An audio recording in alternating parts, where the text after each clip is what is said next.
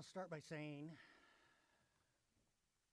this has been a great series that has really peeled back a lot of great stories with people here and where God has met them. And really, I've been struck this past week by a phrase, the mystery of his grace. And truly, the mystery of his grace has reached all of us in one way or another. And some, they have been through terrible hardships. Others have been just through life itself. But in each way, there has been a mystery to the grace of God in our lives.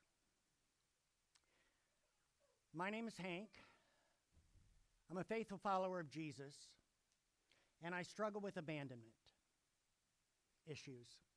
Isaiah 45 says, I will give you treasures of darkness and hidden wealth in secret places, so that you may know that it is I, the Lord, the God of Israel, who call you by name. On many levels, this verse has become a life verse for me, because although from the outside looking in, my life probably has looked like a pretty great one, and believe me, it has been. I've had a really great life when I look at so much. I've had tremendous experiences in ministry. I served overseas as a school teacher in Cyprus for 7 years. I have a lovely, wonderful family and fulfilling work of being that of a pastor. But there is a side that is often not seen, nor shared, hardly ever, with a few close friends and family that has been dealt with and filled with that of darkness and hardship. It's a side that I don't let crack very often. And so as is promised here, there were treasures to be found within the darkness. And there was a wealth of secret places that only can be found when I chose to go and dig in those areas and find what God had waiting for me. You see, he was calling me by name to those areas because he wanted to bring healing to my life. I was born the last of 5 children to a wonderful family. I was born in Fort Wayne. My parents had been raised non-church, and they came to know Jesus at a Billy Graham crusade in their 20s. And that night that they stood at the top of the Coliseum arena, and when the call came, they left all 4 children. I wasn't born yet. They left all 4 children with my mom's mother. She took a baby in arms as they went down the stairs and went forward and accepted Christ. And their lives were never the same. And it is really safe to say that none of ours were from there on in. And so when I came along, which was 10 years after my sister, closest to me in age, had been born, I was actually the only child that had been planned for. I was not the oops, which is funny. I was raised in a somewhat dichotomy of sorts. Born into a large family, but with a large age difference. By the time I was 10, all of my siblings were married, and they were out of the house. And so I fluctuated between feeling like that of an only child and with a large family. And sometimes that was a balance for me to figure out where my role is and really how did I work within this unit on sometimes. And so the loneliness of feeling like an only child would often press in and I would isolate. The flip side was the joy in a large family would come through the holidays, random get-togethers, vacations, but they weren't lasting. But the fact of the matter was, I was a difficult child. I was troubled. Even before life-changing events took place, I was moody. I was a loner. I was one who struggled greatly. There are pictures. There are snapshots, is what I call them, from my life that would forever change many aspects of not only my childhood, but my course as an adult. Snapshots of darkness, where there would be seemingly no treasure to be found, only wreckage. That's all I could see was the wreckage. Snapshots that pushed the darkness, the blackness deeper, that isolated me more internally, where abandonment would feel more expected than anything else. Snapshot 1. My grandmother lived down the street. By the age of 5, a 14-year-old boy began molesting me. This would go on for several years, until one day she discovered what had happened. And in the most bizarre stories, really, who I was at 5 years old, the obvious victim, when she discovered it, she began screaming and yelling at me. And she took him into her arms and then looked at me and said, "You are an evil, evil little boy. Get off of my property. Go home. I'm calling your parents. And I'm going to tell them just how awful you are." And I walked home those 5 houses in shame, silence, abandoned by an adult who should have defended me. From what I recall, the table was silent that night. I don't remember any conversation. Snapshot 2. At age 10, just days before my 11th birthday, my father died of a massive heart attack. He was 49 years old. A 10-year-old cannot possibly comprehend what such loss is. I couldn't. Had no idea. It would be years before I realized the damage that I had of just not having even a father figure in my life, and what I missed out of as a boy. And not I only felt like an only child. You see, now I was suddenly being raised by a single mother. So this was a whole new living thing to change and figure out. My dad and I had argued that night that he died. We had a white picket fence. And about every 3 or 4 years, we hated it. We had to go out and paint that stupid fence. And this was one of those nights. And I didn't want to go. I wanted to go to my neighbors, my best friend, and hang out after dinner. But he was determined that I was going to work alongside of him. And there was an argument, and it was ugly. And he won, of course, because he was the dad. And then he died. And what little did I know that the departure of my father from death would usher in such a loss and an abandonment issues I had no idea of. Life was turning upside down. But like a child spinning top, it just grew faster and faster as it pumped to spin and was about to bring even more upheaval. Snapshot 3. The molesting continued.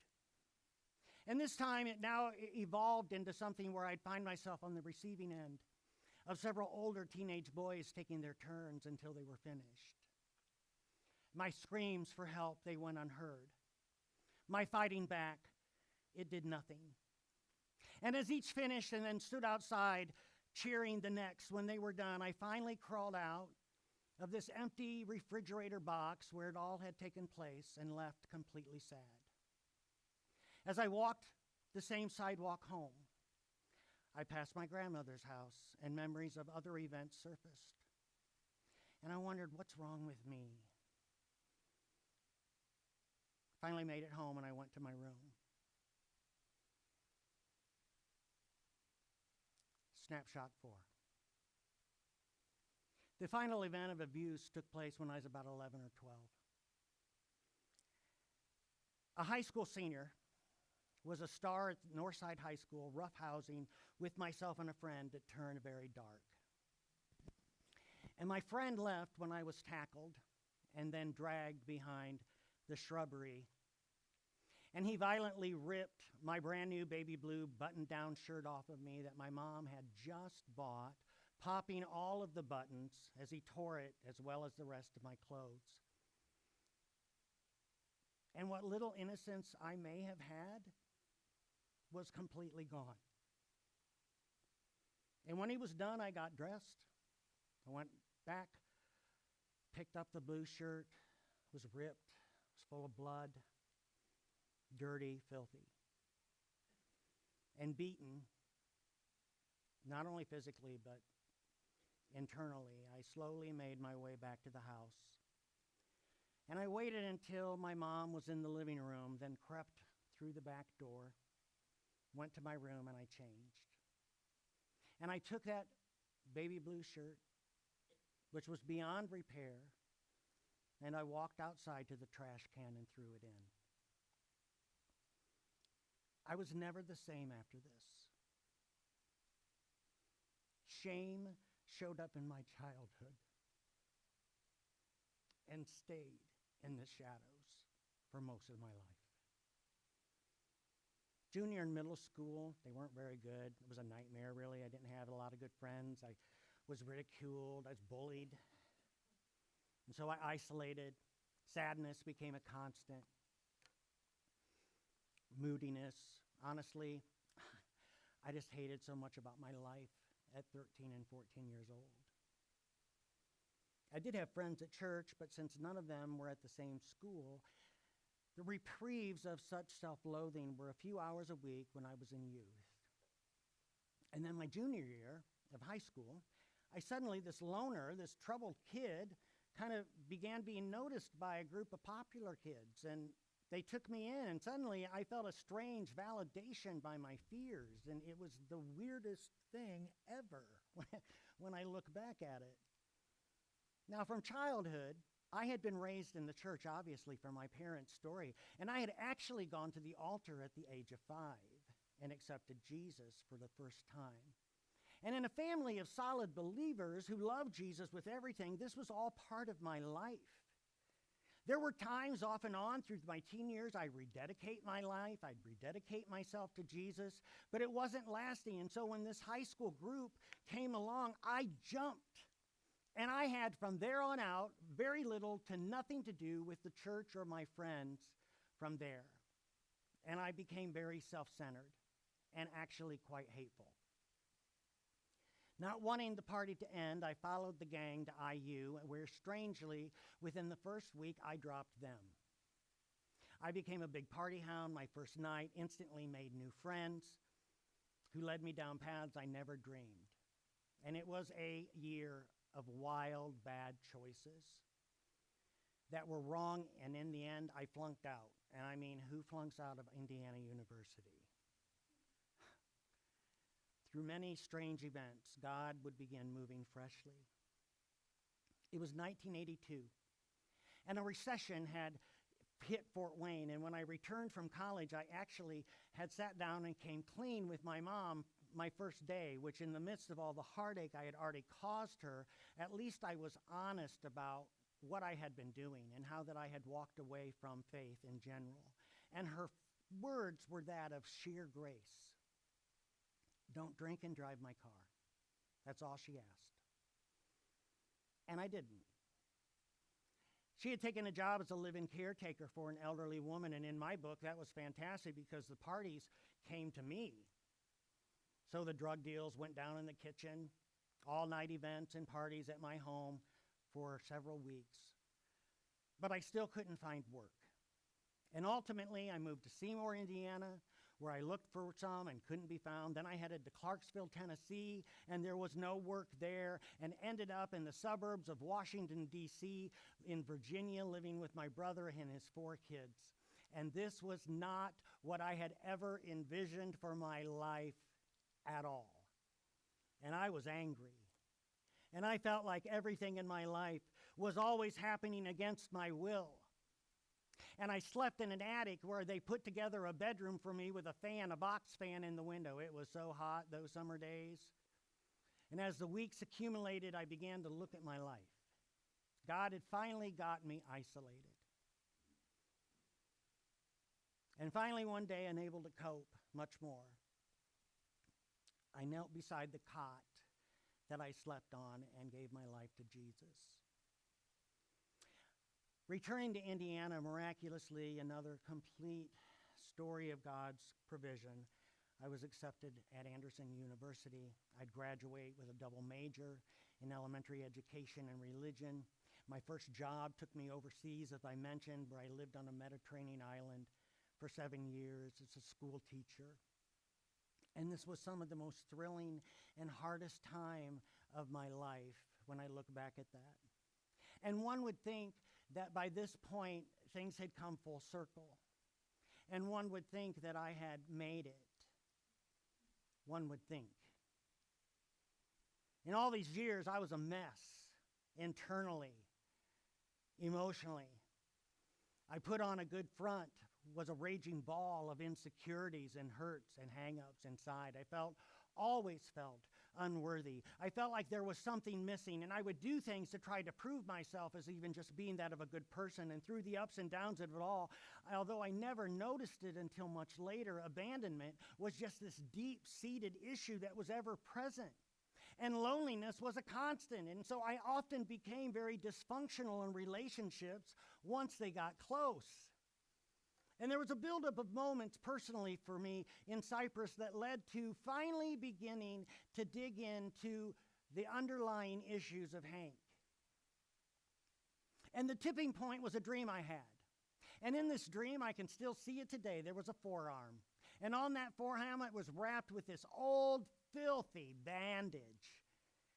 And it was dirty. And I watched in this vision as a hand reached down and just took that bandage and ripped it off.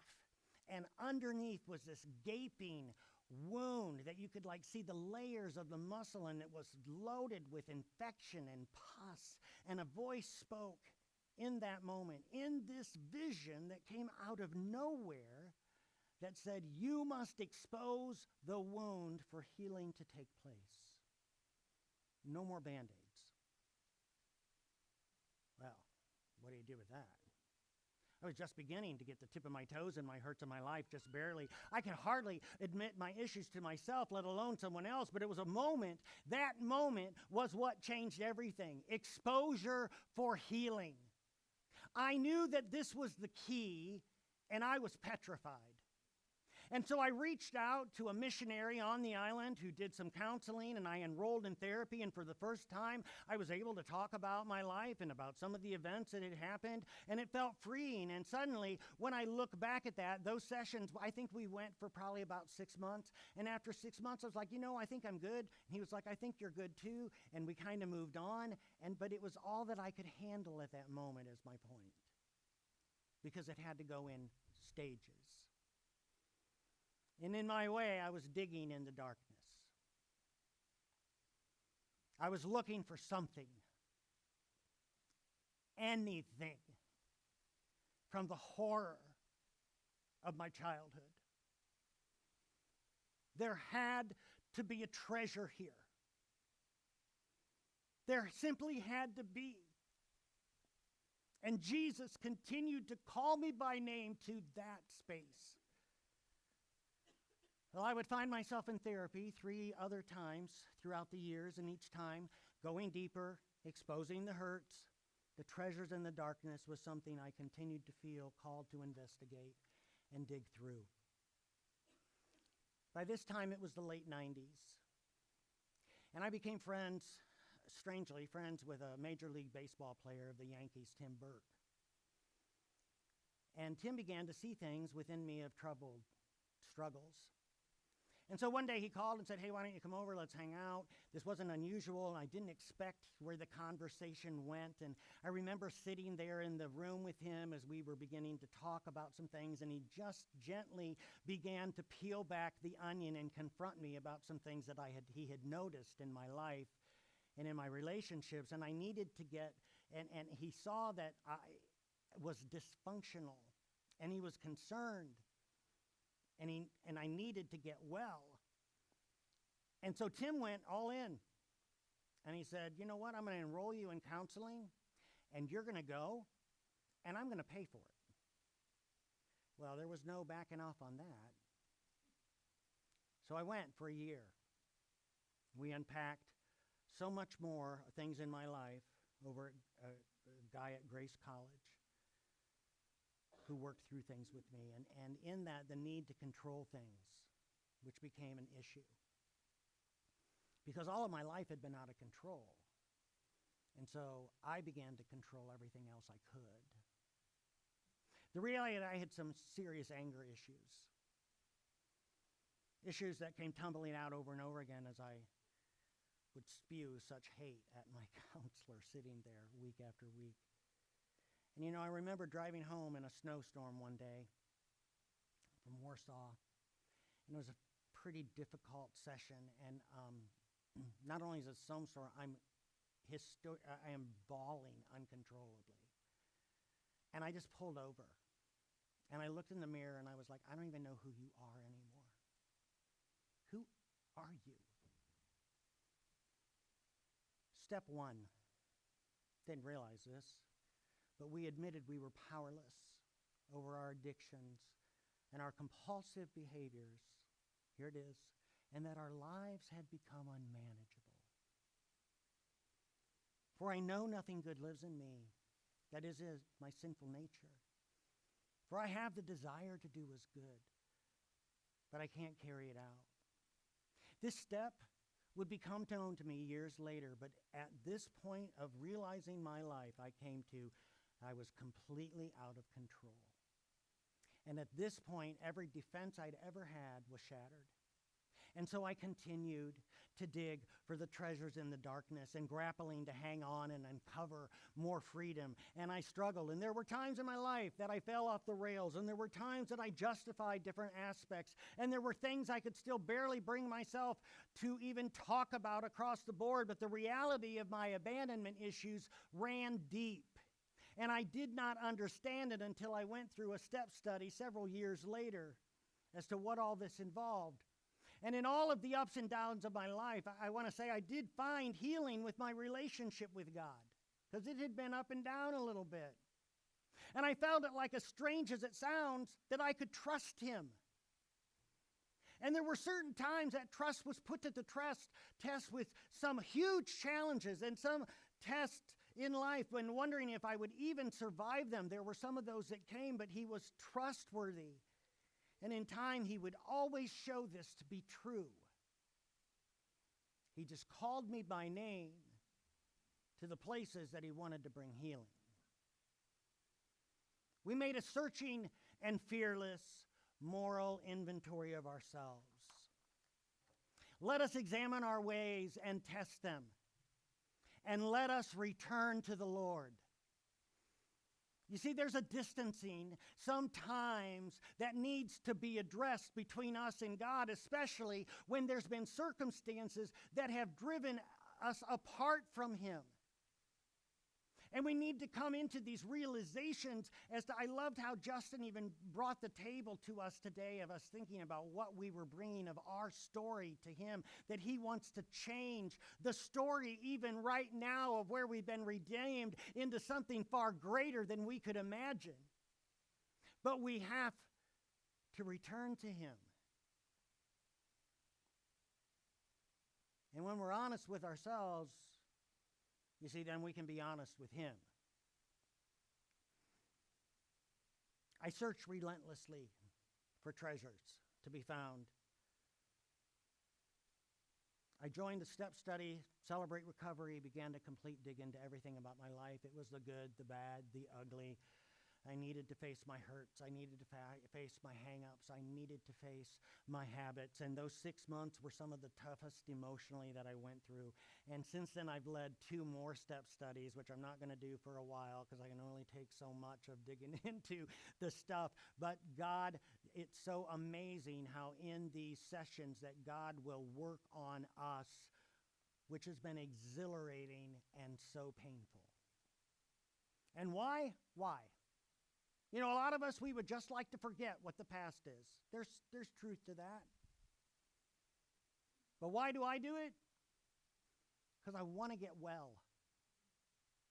And I want to be everything that he's asked of me to be. And I want to face the things with courage as to the darkness that sometimes he calls me back into to readdress some things. The dirty, filthy bandage that had continued to put back on my wounds was ripped off and it was thrown away for good.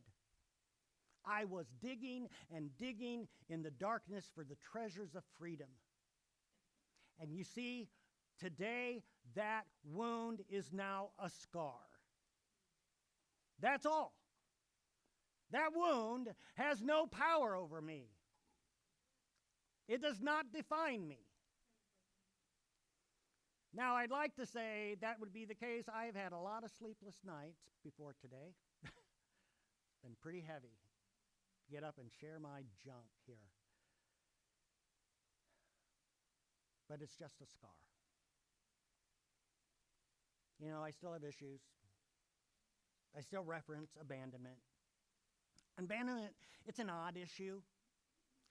It's very common for many, but there are signs I realized as I studied that were kind of like a textbook on some levels of my own life, because first of all, abandonment issues is a type of anxiety that deals with losing someone that they care about.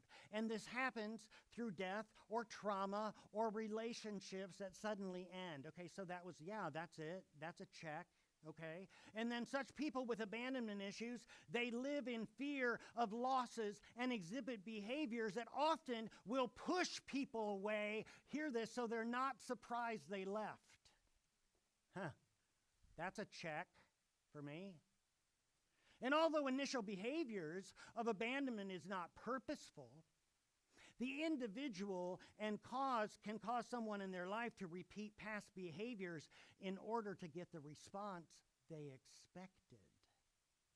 This includes cycling through, sabotaging relationships, clinging to unhealthy relationships, needing constant reassurance. History of these factors come from neglect or abuse during childhood. There are stress and traumatic events, and that would have been a check and yes, a check. Everything in my life had been based on this issue, my responses that had completely crept in and derailed me again and again.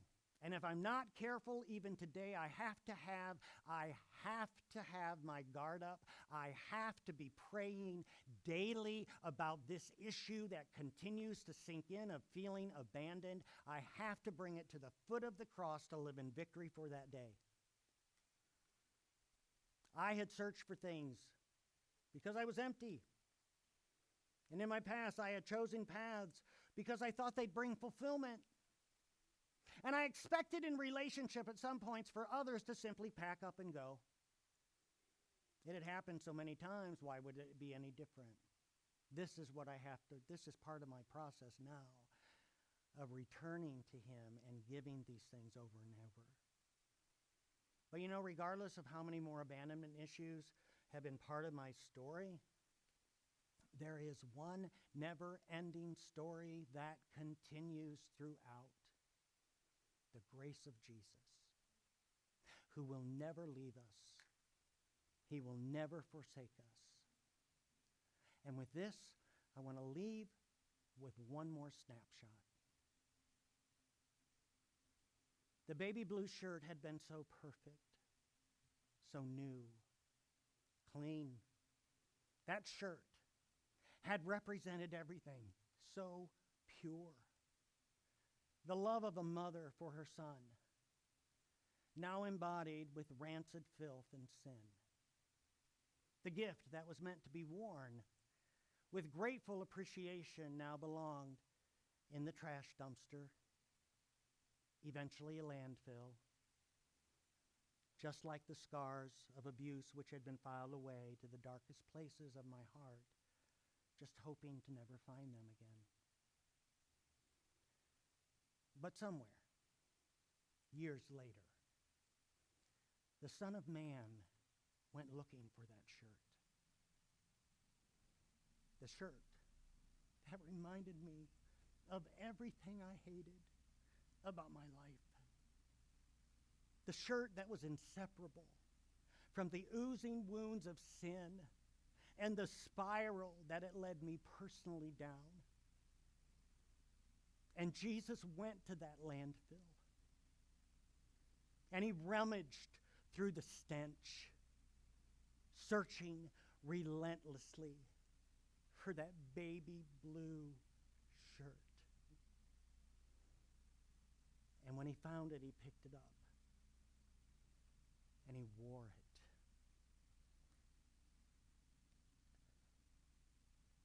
And He made it His own. You see, Jesus not only came to bear the sin that stole so much of my life, that stole so much of your own life, he came to restore for me the shirt and me completely. And in that moment, his actions were loud and clear. Come, sit down, let's argue this out. Because this is God's message.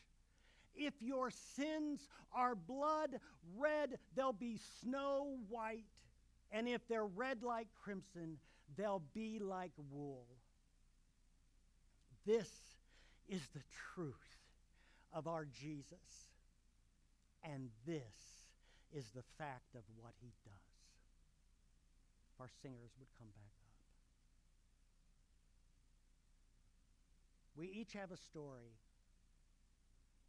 And all of our stories have some really ugly things.